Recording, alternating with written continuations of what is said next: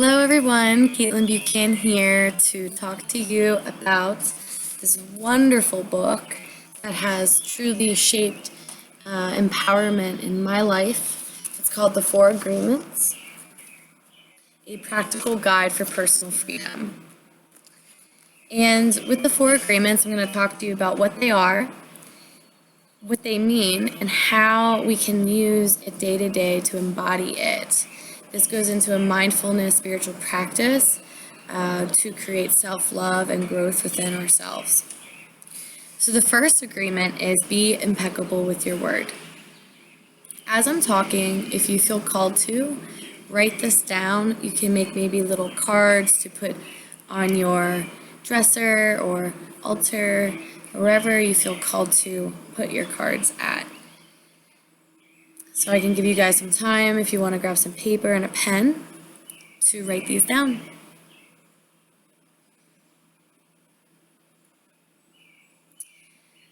So be impeccable with your words, speaking with integrity and unapologetically, saying what you mean, avoiding using words to speak against yourself or gossip about others. This is how we feed the energy of ourselves and our energy with other people. If we're feeding the drama, we're going to create more drama in our life. So being intentional with the energetic cords that we feed with other people and ourselves. If we're using our word against ourselves, we're going to feel more sad. We're going to feel not supported by ourselves. Using an intention, the power of our words with love and truth. We can create our own living heaven or a living hell based on our power of our word. So we can also create our own blessings or curses against ourselves just by maybe saying something bad about ourselves. If we're speaking in gratitude, that can create more positivity and abundance in our lives.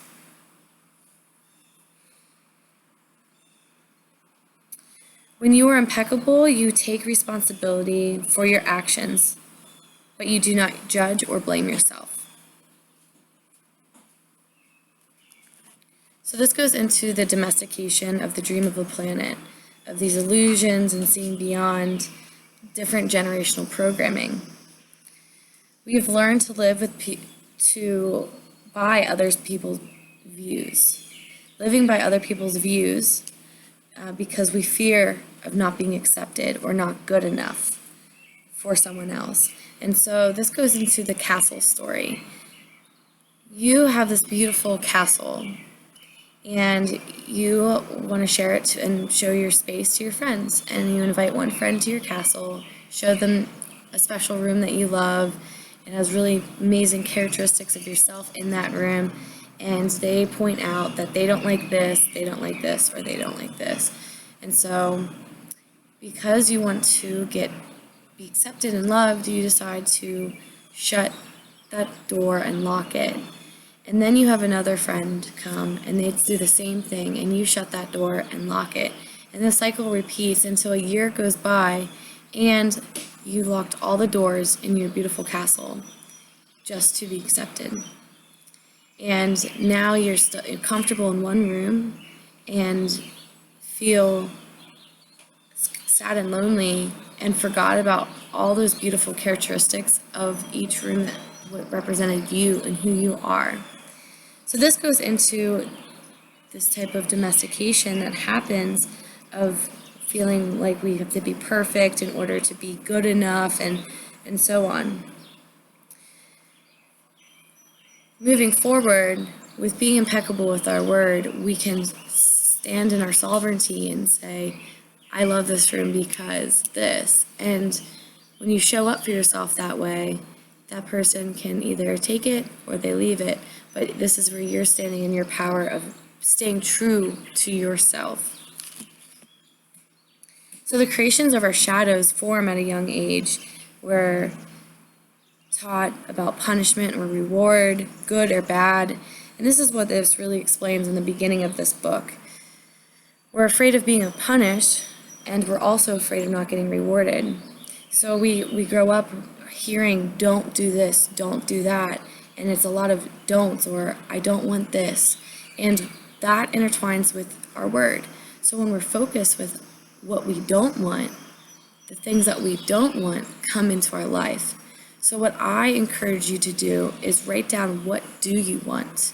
That creates a massive shift in your energy and how you put out into the world. And this goes into guilty or feeling not good enough, or into worthiness, because we don't have this and we focus on what we don't want. And it goes into a victim form of carrying blame and shame and poor me. So if you choose to believe it, then that's your choice. But we have the choice to believe that we are worthy. And we have the choice of what we feed, the negativity or the positivity. The circulation of emotional poison that we can create in our life can almost create a parasite that we feed. And so things can be foggy because of our stories created in our heads and our past stories that has created resistance in new opportunities and what we want for our dreams. Although fear, false evidence that appears real, is that illusion that makes us step back and be scared of moving forward. So this goes into the next parts of how we can move forward, know our worthiness, and take action and connect with our true self. So taking anything personally won't serve me. That is number 2. So number 1 was being impeccable with our word. Agreement number 2 is taking anything personally won't serve me. Nothing others do is because of you. It's a projection of their reality and dream. So when someone lashes out to you by anger, it is what's going on within them. It has nothing to do with you. When you are immune to the opinion and action of others, you won't be a victim of needless suffering. I invite you to take that in. So example would be, someone says you look fat. If you agree with that and take it personally, you're feeding that emotional parasite, letting it put you down, and now it's affecting your energy. This could be the same thing as someone saying you're the best. You knowing your truth, that you are the best, that person's point of view isn't going to make you feel higher or lower. You can be humble with that. Someone said that to you, but I'd like you to know that your point of view is something personal to you. It is not for anyone else but you. Even the opinions or judgment you have about yourselves are not necessarily true either. Therefore, you do not need to take whatever you hear in your own mind personally. So, taking anything personally won't serve me. This goes into the different generational programs of thoughts that we have, destructiveness or suffering. So, what you're here to do right now is show up for yourself to not take these things personally and taking radical responsibility. So when people say something to you, you don't have an emotional charge to a word that they say, because you know that's not your truth and that's not who you are. You are never responsible for the actions of others. You are only responsible for the actions of you.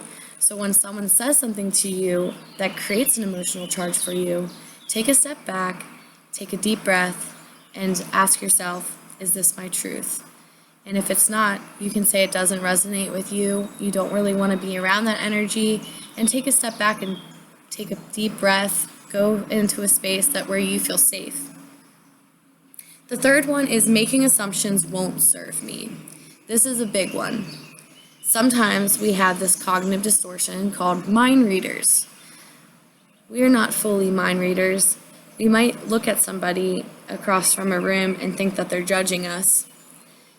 But that is our own story that we're making up in our head based off of an experience that might not have been very positive in our life when we were younger. So being impeccable with our word ties into making assumptions. Why is that? Because asking questions is the best thing that you can do. And also asking questions about taking things personally. So getting clear on anything that seems foggy, confusing, frustrating in your life, asking questions to the person that you might feel unclear with. And if they aren't there to show up to answer and hold space, then take a step back and take a breath. Because what you're doing is you are working on your practice, and it's for you. And as you show up for yourself, that will lead examples for others to see. When you make assumptions and you choose to believe that you're right about it, then you defend your assumptions and try to make someone wrong.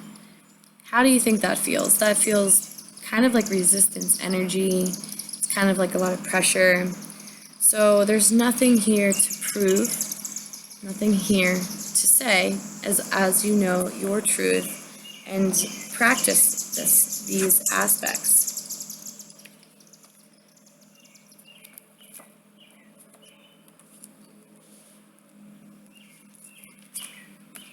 And the fourth one is always do your best.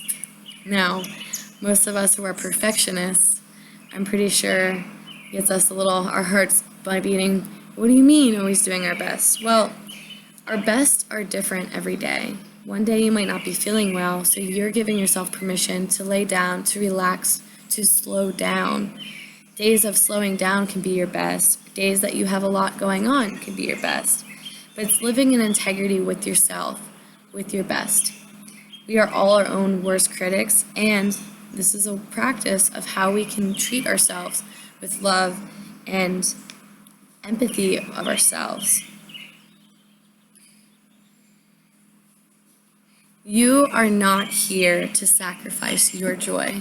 You are here to feel and embody joy. So I want to explain a little bit more about this emotional parasite. The parasites can be compared to a monster with 1,000 heads. Every head of a parasite is one of the fears that we have. If we want to be free, we have to destroy the parasite. So one solution is to attack the parasite head by head, which means we face each feat of our fear one by one. This is a slow process, but it works, and this is a practice. Every time we face one of our fears, we are a little bit more free. The second approach is to stop feeding the parasite, the emotional parasite. Something that we're upset about, and we go and talk about it and talk about it and talk about it and talk about it. It's great to talk about things and to get it out and to release it. But if we continue to feed it, that energy of it, it gains control of our emotional body. Reasons why we often experience anxiety. So when we refrain from fueling this emotion that comes from fear, it is easy to say, but is very difficult to do. It's difficult because the judge and the victim can control our mind.